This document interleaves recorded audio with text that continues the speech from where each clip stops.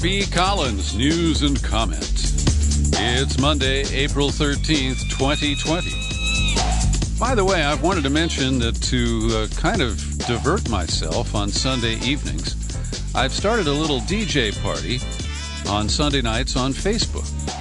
And if you want to join in the fun, all you got to do is hit me up with a friend request on your Facebook thing. So today, we observe that Sunday, Easter, was the day that the corporate media outlets chose to start coverage of the, I believe, somewhat credible charges put forward by a former Biden Senate staffer named Tara Reade that Joe Biden sexually assaulted her in a Capitol nook in 1993. Now, there are a number of curiosities about the timing of this.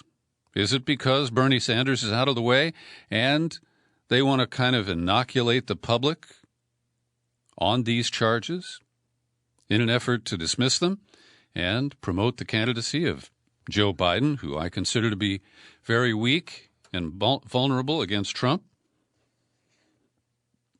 And it was interesting because, as you may know, I subscribe to the New York Times, but just 3 days a week for home delivery.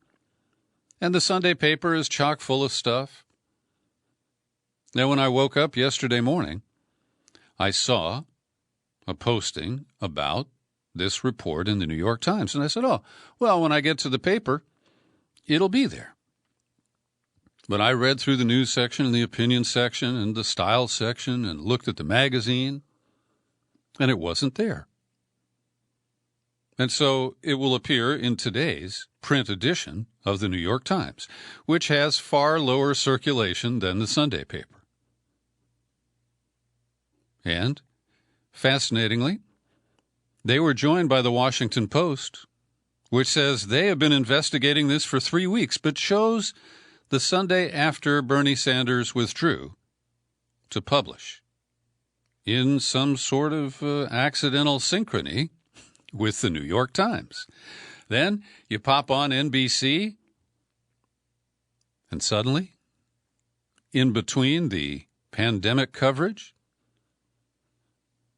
the main NBC network and MSNBC have decided that the time is right to surface these allegations brought by Tara Reade.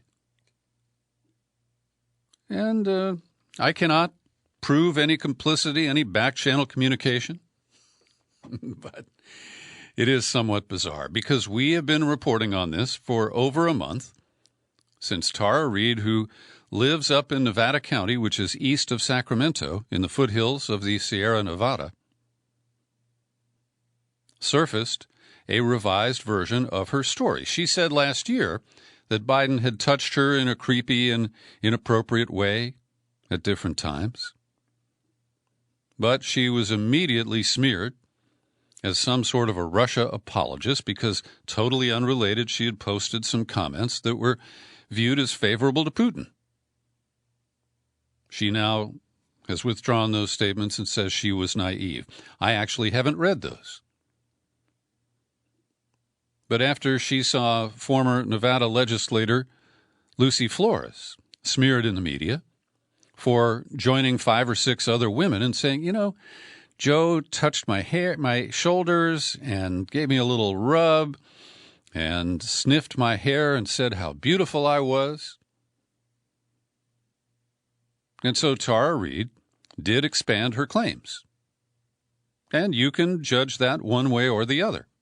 It is an issue that, may undermine her credibility.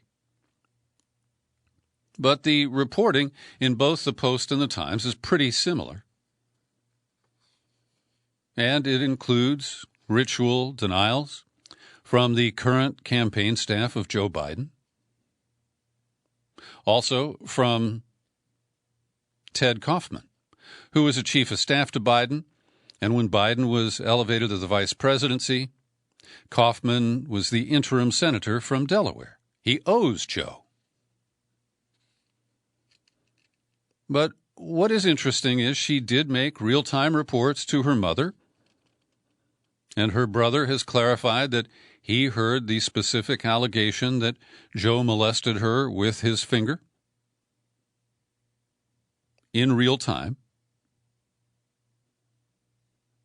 And the other interesting thing is that these accounts, number one, say that since they've started talking with her, and both the Post and the Times said they had at least 2 lengthy interviews with Ms. Reade, but a week or 2 apart, and they said her story is strikingly consistent. And the other thing that they report that is new is that she says the incident occurred probably in April of '93, and by August, she had essentially been demoted. She had been the person in charge of the interns in Biden's Senate office. Those duties were taken away from her. She was given a windowless office. And then she was given a month to move on, to try to find another job inside the Capitol, which she did not succeed at, or maybe she chose not to, I'm not sure. In any event, she never worked in Washington again. And so you can build a case that her allegations are at least as credible as those of Dr. Christine Blasey Ford, who talked about high school antics with now Supreme Court Justice for Life Brett Kavanaugh. The guy who testified under oath, his most credible statement was, "I like beer." The rest of it was really shaky, and his phony outrage really channeled Clarence Thomas, who Joe Biden didn't have the courage to come out and say, "Mr. Thomas, you're not qualified to sit on the U.S. Supreme Court," after President Poppy Bush had said he was the most qualified man in the United States for the job. And let me be really clear here. I find Tara Reade's charges credible. I am not in a position to prove or disprove them. But she has little to gain. She's not selling a book. She doesn't have a Tiger Hunt Netflix series coming up. And she's going to pay a price for coming forward with these allegations. But the fact that she was relieved of duties and then shuffled out of Biden's office in short order after she has reported that she refused his advances, and he said, "You're nothing to me," I think those buttress her claims. As I've already pointed out, the timing of this delayed coverage for the purpose of dismissing her claims, I think, is questionable. And, of course, because Bernie Sanders is such a good friend of Joe Biden, and we'll get to it later, he gave a fuller endorsement of Biden today. He would never take up a claim like this and even say, "Joe, my good friend, even if this isn't true, this is going to be used to damage you by the Trump team." And it just adds to the caboose full of baggage that you bring to this campaign. No. This will not be contested. And the Democrats who are backing Biden, some with great regret, are going to enter a bubble now and just try to ignore this, try to wish it away, say that it's opportunist, it's campaign smear fodder. But Trump's people won't let it go away. And together with the Ukraine scandal, which many Democrats, think showed that Joe and Hunter did nothing wrong, we know that that's going to be trotted out by the Trump campaign and allies of the same. And so consider the source here. The Gateway Pundit is a far-right, Washington-based media website. And what the Gateway Pundit reported, and this is dated, right, 2017, should properly be categorized as gossip. And I share this with you not because I believe it all, but because this is the kind of stuff that gets to Breitbart, gets to Drudge, gets to Fox, gets to Rush, and they will use it to divert people from Trump's own very clear record as a serial sexual predator. So this is gossip based on anonymous, alleged Secret Service agents who covered Joe Biden as his protective team. One agent: "We had to cancel the VP Christmas get-together at the vice president's house because Biden would grope all of our wives' and girlfriends' asses." And in one case, a Secret Service agent reportedly got suspended for a week in 2009 for shoving Biden after the vice president cupped his girlfriend's breast while the couple was taking a photo with him. And they produce a photo of a completely different woman who is pushing Biden's hands down toward her tummy and away from her breasts. Now, this material is going to be out there. It's going to be amplified. They also report that Biden would saunter around the Naval Observatory, the home that the vice president gets to live in for free, without any clothes on. Now, let me say, and this may be way too much information for you, my loyal listeners, that I don't wear pajamas.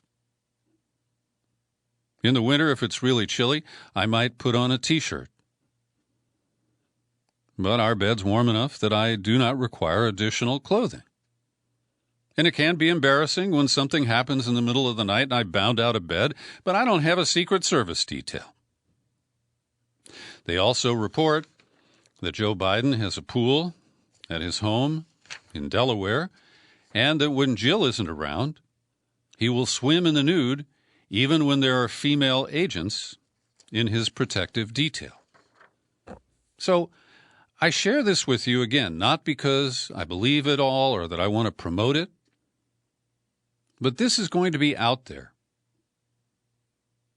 And for the mainstream media organs to coordinate the date that they decide finally to cover Tara Reade's charges after Bernie is safely out of the way, well, it's kind of stinky. At least that's how it sniffs out to me. I want to commend Consortium News and its editor-in-chief, Joe Laria. They've been reporting in detail on the extradition process against Julian Assange in London, the cruel judge, Vanessa Baraitser, who last week denied him bail and then exposed some of the information in his bail application, such as, well, I have a partner and 2 kids here in London, and that's where I'll be staying. Judge Baraitser then revealed the identity of the mother of Assange's 2 young children, and her name is Stella Morris. The kids, Gabriel and Max, appear in this video. Now, what's fascinating to me is that Consortium News puts it in the proper context, that this video is being released because the judge revealed the identity of a woman who worked for WikiLeaks and apparently, she says, fell in love with Assange while he was holed up in the Embassy of Ecuador in London. And now that we know the surveillance that was present there, they were making babies while the Spanish intelligence firm that fed the videos and other surveillance footage to the CIA, oh, their eyes were wide open. And I have an account that was published in my San Francisco Chronicle today from the Associated Press. And they just kind of report matter-of-factly that Stella Morris, they spell her last name with 1 R. Consortium News spells it with 2. But they do not note. They give the origin. Here, let me read. Morris said in a statement last month in support of Assange's bail application that she'd gone to great lengths to shelter our children from the climate that surrounds him.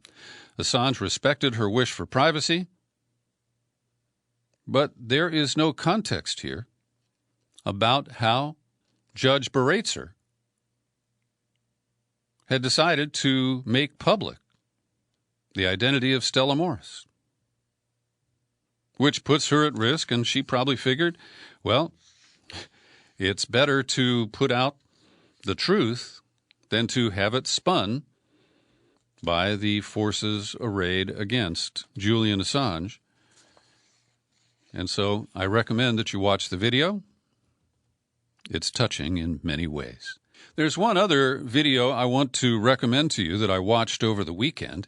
It's an interview of Ed Snowden, conducted by Shane Smith, who is the founder and businessman who runs Vice News. And I've seen Shane Smith interviews before, and his fawning interview of Barack Obama goes back a few years. But he bigfooted some of the great reporters that he hired for Vice News and insisted on the ego gratification of doing that interview himself. Well, his interview with Snowden is much better. We don't see some grandstanding by Shane Smith, and he allows Snowden to speak honestly about the risks to expanded surveillance, especially the kind of contact tracing by cell phone that has been floated in recent days. So I recommend that video to you. And I want to pause for a moment to once again explain the Peter B. Collins Podcast Community Fund. I have seeded it with my $1,200 loan if I ever get it from the government. And for the next 60 days, all subscription income will go into the fund. Non-subscribers and subscribers are asked to give if you want to either make a contribution or add to your contributions to this podcast. And we will acknowledge your contributions unless you ask to remain anonymous. We'll be giving out grants of $100, one per household. We'll be liberal, but we request that you explain what expense that you are facing, rent, groceries, a car payment. And tell us what the total need is. We can only give you $100, but our listeners might be moved to contribute even more. So if you have a request, email Peter at peterbcollins.com. If you want to make a contribution, use PayPal. Link to that same address, Peter at peterbcollins.com. Allergic to PayPal? That's fine. You can mail a contribution or a request to Box 150, 660, San Rafael, California, 94915. It applies around the globe. We're not limiting it to the United States. And explain if you're going to apply for a grant. Let me know if you don't use or have access to PayPal, and we will arrange to mail you a check if possible. So we've got an endorsement from a longtime contributor, Jerry in Southeast Portland. Peter, just writing to thank you for starting your own version of a COVID relief fund. As a monthly contributor, I wholeheartedly endorse this generous endeavor of yours. The Peter B. community and your seed money may provide real relief to people in need. I think it's also regenerative to us donors. It feels good to know that in some small way we're helping others in need. Thanks again, and all the best to you and all. And so I got a fascinating request yesterday. And let me explain that this is a whistleblower who made important contributions when we helped reveal the Stingray surveillance system almost 5 years ago. And I want to credit the independent journalist Bo Hodai, who first did the detailed work to expose the Harris Corporation's surveillance device that mimics a cell phone tower, requires all nearby phones to check in with it, and is capable of grabbing all kinds of data from your phone, not the least of which your current location. So at that time, this person reached out to me, and to maintain some anonymity, I assigned her the name Benny. And Benny has been my mythical NSA listener. I developed that idea a long time ago just to kind of personalize the surveillance that I suspect continues to this day. And so her real name is Jessica. And when I first heard from her, she was living in the Portland, Oregon area. She's now relocated to the Midwest. She said, I heard about your financial assistance. I'm hoping I could inquire. I have not worked for 3 years due to complex medical issues. and when it rains, it pours. I have a dear service cat that needs surgery, and I was hoping to see if you had any listeners that might be open to assistance, if you happen to have any feline lovers in your audience. And she sent me some pictures of her beautiful cat, and she described that it is a rare breed that is kind of like a dog and is her real companion and sustenance. And the kitty needs surgery that could cost up to $2,000. So I am awarding a grant to Jessica today, and if you are so moved, get in touch with me, and you could earmark a contribution that we can put toward her kitty fund, her kitty, to try to reduce the cost to her, or maybe even pay for it all, so that she can maintain her strong relationship with this important little creature. I also want to note that Roxane Gay, who is an author, she called herself a bad feminist. She appeared on Trevor Noah's Daily Show last week, and she's doing something similar. She just said, if you need money, send me an email. And she's sending out payments of $100 as well. So if you are in need, you can only get $100 from me. That's all I'm capable of giving an individual. But Roxane Gay, Roxane, may be a resource for you. Now to our daily coronavirus update compiled by Linda Lewis. Worldwide, the current number of confirmed cases is just approaching 2 million and 118,000 deaths. Here in the United States, confirmed cases are over 500,000, edging up toward 600,000, with 23,000 deaths. Boris Johnson is recovering at his country residence. He thanked the socialist medicine experts at the National Health Service for saving his life.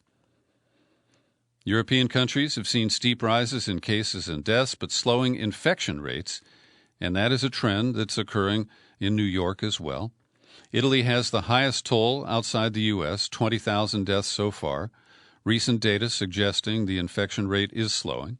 Spain's death toll is at 17,500, the third highest of any country, and 170,000 confirmed cases, but the rate of new cases is declining.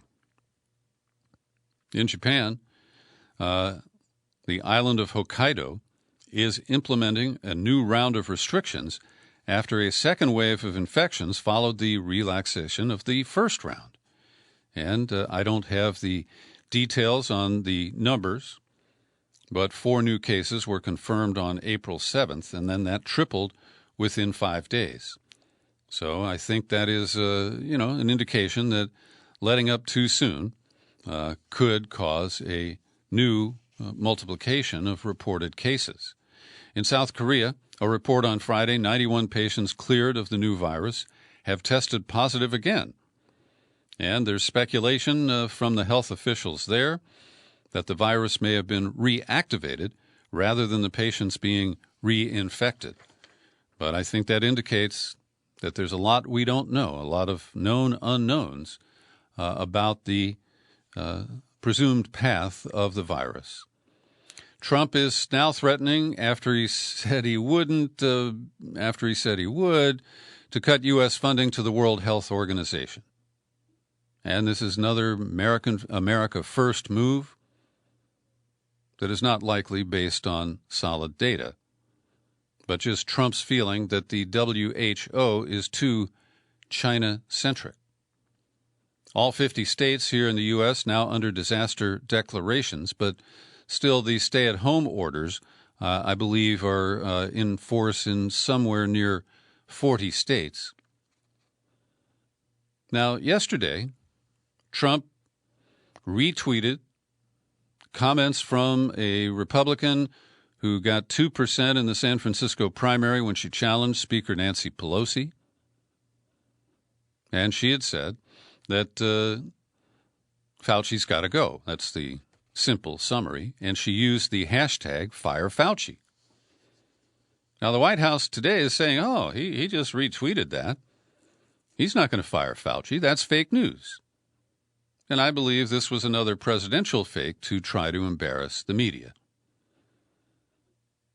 And other tweets, do I need to know about them? He attacked Fox News anchor Chris Wallace. And Trump has been accused of third-grade name-calling for his trouble. Well, that's fair. On Friday, he said, some of your allies have been bashing these doctors. Some of your allies have been bashing. You know that? Trump interrupts. Some of your allies have been bashing these doctors. Would you tell them to cut it out? And he just offered a bland endorsement. I have great respect for these people. Now, there's a lot of discussion about how and when to so-called reopen the country. And it's going to be very challenging. And people like me reject the use of cell data, the idea that people who test negative can be given a card or some sort of, maybe a digital watermark that they carry around. And this gets chilling. The idea of a police state tactic to decide who can and can't work, who can and cannot travel. And with this guy in charge, we can't expect a solution that respects our privacy. And Trump is arguing that governors don't get to decide when they so-called reopen and end or ease the restrictions. And he confuses people because in one breath he says that it's his decision. And then in the next he says, pretty much the governors he likes can make moves, but he has to approve of them. Now, this is the guy who has refused any coordinated national response in the distribution of badly needed medical supplies, even as he asserts more dictatorial power. And as Linda observes in her notes here, Republicans have a consistent practice of calling for states' rights when it's in their narrow interest. But if it's something about legalization of marijuana or the right to die, well, they feel, or abortion rights, they feel quite comfortable intervening. And Mike DeWine, a hardline conservative Republican and now governor of Ohio, quoted here, wherever we open up, however we do it, if people aren't confident, if they don't think they're safe, they're not going to go to restaurants, they're not going to bars, they're not really going to get back into society. And that does, I think, reveal the challenges that we're facing. Robert Redfield, who is the head of the Centers for Disease Control and Prevention, said on TV this morning that early case identification of the virus will allow for swift isolation and contact tracing. Those are the words that give me shivers about who gets to know your personal details about where you've been and who you've been with. And Trump said he's excited to announce that he's going to set up a new council, a task force of some kind, to decide on this whole idea of reopening the country. And you just cringe to guess who's going to be on that little committee. And we have some serious problems with the food supply chain because we have farmers who are dumping produce, milk, farmers who are not even picking crops that are now ripe, letting them rot on the vine or, on the plant. And this is what the agricultural credits or the bailout funds were intended for. But instead, a lot of that money has been given to prop up farms who've been hammered by Trump's ill-advised trade war with China and other countries. And now, if you like your pork and bacon, one of the largest agribusinesses in Iowa, I believe, has shut down because 200 of their workers have tested positive for the coronavirus. And we're told that our food supplies are all safe, that you can't spread it in that manner. But if you have sick people who are slaughtering the meat products that you consume? I don't know. I'd like to hear some science on that. Long wait for unemployment checks. In many states, you can't even get through on the phone. The websites crash. And it will be weeks, if not longer, before people start to receive those masks. Governor Don Siegelman, who you may recall, has been on this program many times. He served as the governor of Alabama until he was railroaded into federal prison by Karl Rove and their buddies in the corrupt swamp of Alabama. He sent a note over the weekend. As you may know, I served 5 years at the Oakdale Federal Prison in Louisiana. As we are here on Easter Sunday, inmates in jails and prisons are still in the crosshairs of death, even while the number of people hospitalized is leveling off. And he said the Wall Street Journal described Oakdale, which is where 7 prisoners have died. I believe that still is the highest number of any jail or lockup in the country. And he cites the Wall Street Journal. There's a reason. Oh, no, this is his quote. The living conditions are so cramped, inmates living one on top of the other, no protection, no privacy, communal showers, shared soap, urinals that are inches apart. There can be no safe separation. And when inmates are infected, it endangers staff, guards, their family, residents of prison communities. And I thank him for sharing his experience with that. And this is a sad story. In Brooklyn, on March the 12th, there was a packed courtroom presided over by Judge Johnny Lee Baines. And some of the attorneys protested, saying, look, we can't maintain social distancing with so many people in the courtroom. And he said, if you don't like it, you can leave. And, of course, that would put clients and pleadings at risk. Well, that was the last day that Judge Baines served on the bench. He died of COVID-19, according to the New York Daily News, 14 days later. And they've identified one super spreader. It is the pharma company called Biogen. And they had 2 conferences back-to-back. One was a leadership team of the top executives, and then they went to an elite healthcare conference in Boston days later. And they are now accused, or at least considered, to be a super spreader. And that Biogen employees boarded planes full of passengers, drove home to their families, carried the virus to at least 6 states, the District of Columbia, and 3 countries. Those are people who profit from the for-profit delivery of health care here in the United States. So Governor Cuomo said that he believes that the worst is behind New York. Quote, I believe the worst is over if we continue to be smart. I believe we can start on the path to normalcy. And then he said the worst can be over, and it is over unless we do something reckless. And you can turn those numbers on 2 or 3 days of reckless behavior. He said the number of deaths was basically flat, but flat at a horrific level of pain and grief and sorrow. And the numbers look like this. The state's one-day death toll of 671, reported today, is still horrific, but it's down from nearly 800 for the past 4 days. The number of patients on ventilators has dropped in 2 of the 3 past days. The number of newly hospitalized patients, just 1,958, was the lowest in the past 2 weeks.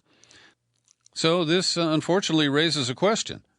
When Crown Prince Jared proclaimed at the only news conference that he's attended that New York was asking for too many ventilators, could he have been correct? Well, at this point it looks like it, but I think it's wise to wait and see. Today we're releasing a fresh Peter B. Collins podcast that I seriously invite you to listen to. It's over at whowhatwhy.org. And my guest is Jeff Bell.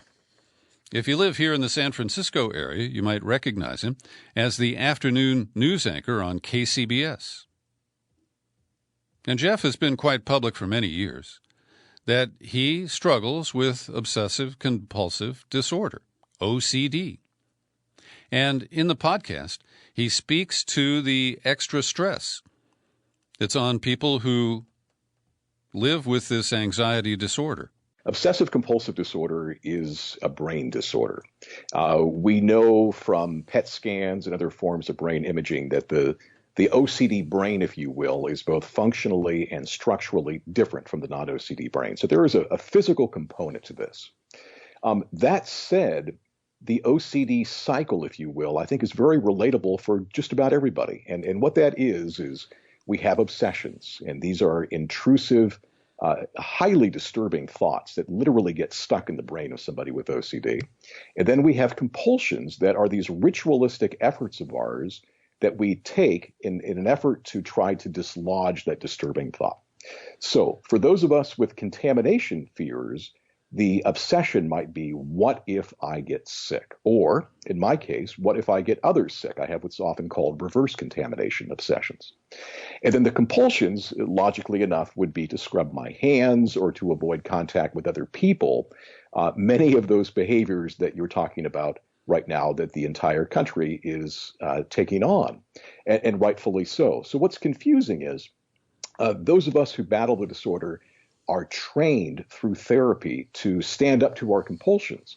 So in normal times, if we are battling contamination obsessions, we would stand up to the compulsive urge to scrub our hands endlessly. Now, all of a sudden, we're being told, like all Americans and folks around the world, that we should be scrubbing our hands, as we should be.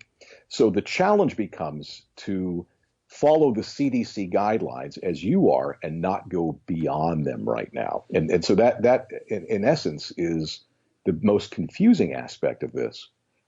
There's also a positive side, though, too, if you will.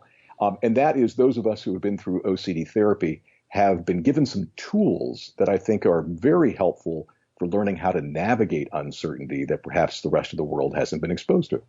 He also shares some of his own darkest episodes and how cognitive therapy and medication enabled him to live with OCD. So I think you'll find it very interesting and incredibly candid. Jeff Bell is a very honest man. The Washington Post has fact-checked the claims and the false hope promoted by Trump from his daily briefing podium that the drug hydroxychloroquine is a real game changer and that it will not cure but treat the impacts of the new coronavirus. And they go into great detail. They recite some of the comments that he's made. They take a look at the French researcher who Mark Crispin Miller was talking about in a recent comment that I quoted from him. But they do dismiss his findings. And there's also a new report in from Brazil where they have suspended a test project involving some 85 patients because of indications of dangerous impact on the health of their hearts. So it's an interesting piece. Ultimately, they rate Trump's claims as 4 Pinocchios, which is their top award for what they consider to be lies. Over at the New York Times on Sunday, they went long, deep, and spilled a lot of ink to explain the failure in the early days of knowledge of the pandemic by Trump and his administration. And there isn't a whole lot of news here, but there's more detail. We know, for example, that up until mid-March, he was just downplaying the risk of the virus on Americans and on our healthcare system, and that the White House response has been generally chaotic. So I think it's worth reading. You can certainly find it at the New York Times. But as I say, it's not a lot of news. However, It became the basis for questions of Anthony Fauci when he trotted around on the Sunday political talk shows. And because Fauci said things like lives could have been saved if we had reacted earlier, he tries to dodge, direct answers to questions about Trump, but he acknowledged that Trump delayed the whole discussion and ultimate announcement of social distancing measures and the related suppression and management techniques that have been utilized. And then Trump retweeted, here is the comment, Deanna Lorraine is the woman who ran against Pelosi, got 2% of the vote. By the way, Shahid Buttar, the progressive, who I really like, has run a spirited campaign against Pelosi, and he got 13% in the primary. And under our top 2 law, he will face Pelosi in November. But the Republican here, Deanna Lorraine, tweeted, Fauci is now saying that had Trump listened to the medical experts earlier, he could have saved more lives. Fauci was telling people February 29th that there was nothing to worry about, and it posed no threat to the U.S. public at large. Time to #fire Fauci. And that's what Trump retweeted, and the White House is in denial about today. But perhaps Fauci's biggest antagonist in the White House is Peter Navarro. He is nominally a trade advisor to Trump, and he loves tariffs almost as much as the Don does. So Navarro is parroting Trump, you can't have the cure be worse than the disease. And they want to just kind of irrespective of the cost in human lives and the number of people who would excessively become sick from the virus, to place the economy ahead of the human life. Navarro, it's disappointing that so many of the medical experts and pundits pontificating in the press appear tone-deaf to the very significant losses of life and blows to American families that may result from an extended economic shutdown. Instead, they piously preen on their soapboxes, speaking only half of the medical truth without reference or regard to the other half of the equation, which is the very real mortal dangers associated with the closure of the economy for an extended period. Well, I want to recommend a great expose on the early days of Peter Navarro, written by Carla Marinucci, who's one of the most seasoned political reporters here in California. And at Politico, she exposes what Peter Navarro was doing in the early 1990s when he ran for office and lost 5 times between 92 and 2001. He ran for mayor, he ran for city councilor, county supervisor, ran for Congress, and they recall Navarro's temper and ego often proved to be his undoing. In campaigns where he literally stood alongside Hillary Clinton, railed against Newt Gingrich as the personification of political evil, and positioned himself as a strong environmentalist and a progressive on social issues such as choice, gay rights, and religious freedom. And one of his political consultants, a guy who ran 2 of Navarro's campaigns, named Larry Reamer, describes his former client as the biggest asshole I've ever known. He said, Navarro came on the scene as a disruptive force, a force of destruction from the progressive left. He tapped into something that was very strong. And he had been a Republican. Then when he ran for mayor, he was an independent. And then he switched to the Democratic Party. And he has reverted to Republican at some point before he joined the Trump administration. And Lindsey Graham is out there still. Bernie Sanders shut him down in the final debate in the Senate over the so-called CARES Act, the bailout for corporations that has a few crumbs for average workers. And at that point, Graham was objecting that some people would take the $600 federal bonus to their unemployment available at the state level and be making more money than they ordinarily would under their jobs. And he thinks that this would cause people to quit the jobs that they've been fired or laid off from in order to lay on the couch, eat Doritos, and binge watch that Tiger thing. He is so full of shit. That's about all I can say. I do want to recommend, they published it Sunday. I didn't have room for it on Friday. But an op-ed in the New York Times by Bethany McLean, the author of Saudi America, The Truth About Fracking and How It's Changing the World. And she makes a very strong case that the oil war between Saudi Arabia and Russia, and as Scott Ritter pointed out in our recent interview that I know is unrestricted now at peterbcollins.com, that the real target is the frackers here in the United States, because oil prices are so low that they can't make money and pay the interest on the huge debt that they've incurred when oil is trading at $23 a barrel, like it is for West Texas Intermediate today. So this could be a silver lining. Of course, we'll pay for it because Trump will go to great lengths to bail out the oil industry, which already enjoys so many great subsidies that are uncalled for. So I recommend the piece. I think it is worthy of your attention.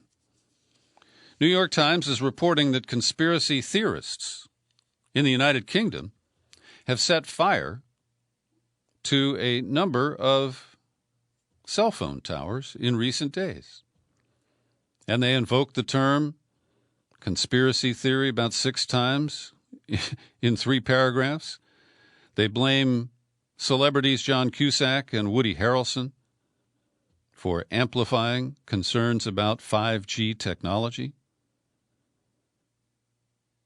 And the New York Times, in this lengthy article, does not disclose its so-called partnership with Verizon, taking oodles of advertising dollars in exchange for promoting 5G. And there's a new book out that a number of listeners have tipped me off to, and it is written by Arthur Furstenberg. It's called The Invisible Rainbow, A History of Electricity and Life. And it's just a few days since its publication date. And I'm linking to a review from the Vermont Independent of the book and the questions that it raises. And Furstenberg goes way back in history to try to demonstrate that the various uses of electricity and electromagnetic waves, radio waves, over time, correlates with pandemics and other serious health events. Now, I think this is interesting, and to some extent it feeds a bias that I have against 5G technology. And I've started to read the book, and I've read this entire review of it. And at this point, I have to say that it is a kind of use of speculative correlation. And for example, he reveals history that I'm not aware of, that the so-called Spanish flu, which didn't come from Spain, 100 years ago, coincided with an expansion of electrification. There was another wave when radar was developed, another wave when other deployments occurred of electronic and electrical devices. And I don't see him drawing conclusions here, but just using data and timelines to link these outbreaks to the deployment or the expansion or shifts in electrical tools and toys. So let me quote one paragraph here. This is from the review, not the book. Fast forward to the Internet and cell phone era. According to Furstenberg, the onset of cell phone service in '96 resulted in greater levels of mortality in major cities like L.A., New York, San Diego, and Boston. Over the years, wireless signals at multiple frequencies have filled the atmosphere to a greater and greater extent, along with mysterious outbreaks like SARS and MERS. Today, we face the installation of fifth-generation wireless, broadcasting in the gigahertz range, often at 60 gig, a frequency that is highly absorbed by oxygen, causing the O2 molecule to split apart, making it useless for respiration. So I think these are interesting claims.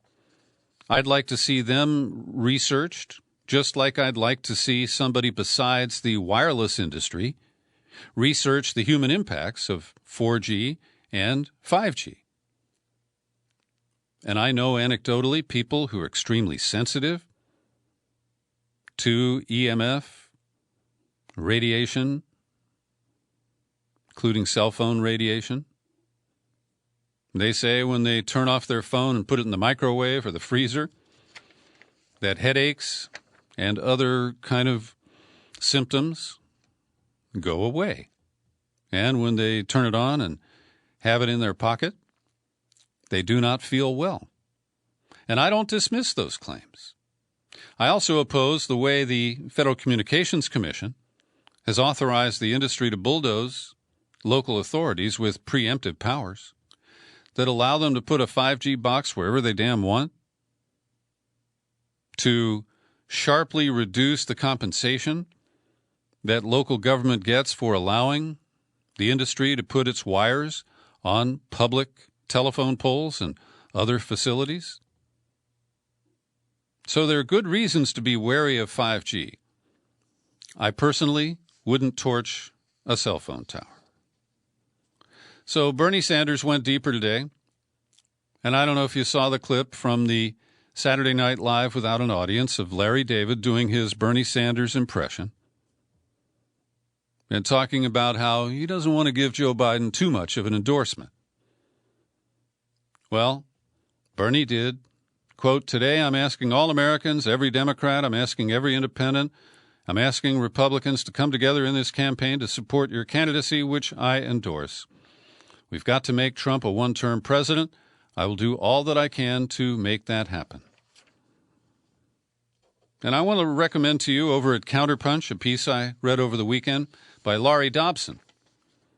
And she is a very disappointed, hard-working advocate for Bernie Sanders. She supported him in 2016. She supported him this time. Let me pull a couple of quotes. "Bernie's always had terrible timing, a consequence of having bad advisors. He always seemed to be reluctant to agree to anything people were crying out for him to say, especially to stop calling Biden a good and decent man, his good friend. The party's only remaining nominee, an old man with a credible sexual assault allegation recently come to light, a serial plagiarist, a promoter of the worst policies the centrists had to offer." Bernie wouldn't fight back against Elizabeth Warren and her outrageous sexism charge. He wanted his kindly reputation to endure in a campaign that was not supposed to be about him. And my insertion here is that Bernie brought a butter knife to a switchblade competition. She continues, "In the end, the campaign was all about Bernie. May not sound very charitable. I could not believe, however, that there were no admissions of any missteps in his concession speech, no mention he could have done more to address the concerns of many people. For instance, although he said he was inclusive, he didn't pay any particular regard to those not in the minority segments or youth age brackets he was trying to romance. He would not stray from the talking points hammered into our brains, trying to burn a legacy into place to make the case that he was the originator of these ideas." Then she goes on to say that the Wall Street transaction tax wasn't his idea originally. Increasing the minimum wage was not original, but that Bernie adopted these ideas into the progressive platform that he ran on. Later, she says, "I am not impressed that Bernie could not summon the willpower to respond to the efforts of those who wanted him to go to battle. I wrote many columns trying to appeal to him to suit up. I attended 10 of his campaign events in New Hampshire and wrote and made videos to support his efforts from the beginning of this second campaign. I've tried to reach the campaign to no avail, to urge them to heighten their response, sharpen their attack on substandard candidates' ideas." Bernie was staggeringly passive. He let one opportunity after another go whizzing past with weak responses, if any, in the face of a growing Democratic resurgence determined to destroy him. His silences emboldened the corporate centrists and confused supporters who thought he would take the huge advantage they gave him and surge forth. Instead, he endlessly equivocated. There's more to the piece. I'm also going to take up a post-mortem of the Sanders campaign later this week in an interview with Norman Solomon, the progressive leader who also conducted a post-mortem on the 2016 campaign. And there will be no holds barred. Finally, today, I want to recommend Alan McLeod's report over at Mint Press News, noting that on Saturday, April 11th, it was the 18th anniversary of the George W. Bush coup attempt in Venezuela that temporarily took down Hugo Chavez. And on the anniversary, coup specialist Elliot Abrams warned that if the current president, Nicolas Maduro, resisted the implementation of a transitional government defined by the U.S., his departure would be far more dangerous and abrupt, effectively threatening him with another assassination attempt like the one that the U.S. tacitly supported. That was the drone attack at a public speech in 2018. Thank you for joining me today for my news and comment podcast. You're free to share it all over the darn place. You'll find it on YouTube. And I remain Peter B. Collins.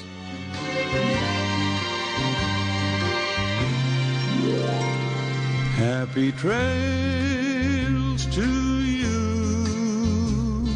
until we meet again. Happy trails.